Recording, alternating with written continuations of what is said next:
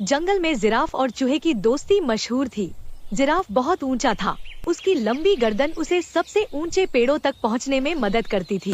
दूसरी ओर चूहा छोटा लेकिन बेहद चतुर और फुर्तीला था। उनकी जोड़ी अजीब लगती थी, लेकिन दोनों अच्छे दोस्त थे। एक दिन जिराफ और चूहा जंगल में घूमने निकले। चलते चलते वे एक बड़े पेड़ के पास पहुँचे। उस पेड़ पर मीठे फल लगे थे, लेकिन फल बहुत ऊंचे थे। जिराफ ने अपनी लंबी गर्दन का इस्तेमाल किया और आसानी से फल तोड़कर चूहे को दे दिए। चूहा बहुत खुश हुआ और बोला, जिराफ भाई, तुम्हारी ऊंचाई के बिना मैं इन फलों का स्वाद कभी नहीं चख पाता। जिराफ ने मुस्कुराते हुए कहा, दोस्त, हम सभी को एक दूसरे की जरूरत होती है। तुम्हारी फुर्ती भी मेरे काम आती है। चूहे ने आश्चर्य से पूछा, मेरी फुर्ती तुम्हारे किस काम आ सकती है? तुम तो खुद इतने बड़े और ताकतवर हो। जिराफ ने जवाब दिया, वक्त आने पर तुम्हारी फुर्ती का महत्व समझ में आएगा।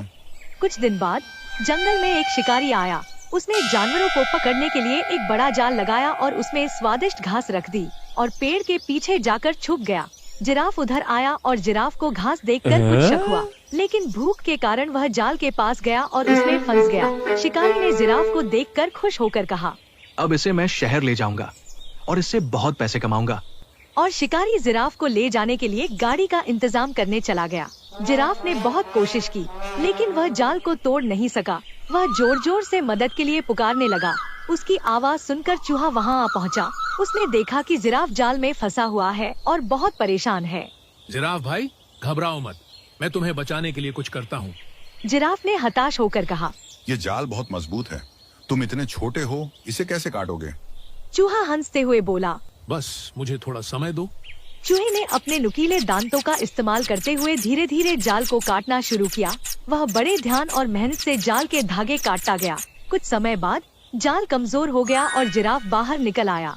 जिराफ ने राहत की सांस ली और चूहे से कहा, तुमने मेरी जान बचा ली। मैं तुम्हारा यह एहसान कभी नहीं भूलूंगा।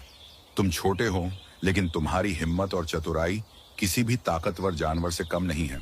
चूहे ने मुस्कुराते हुए कहा, दोस्त, तुमने मुझे पहले ही कहा था कि हर किसी की अपनी खासियत होती है।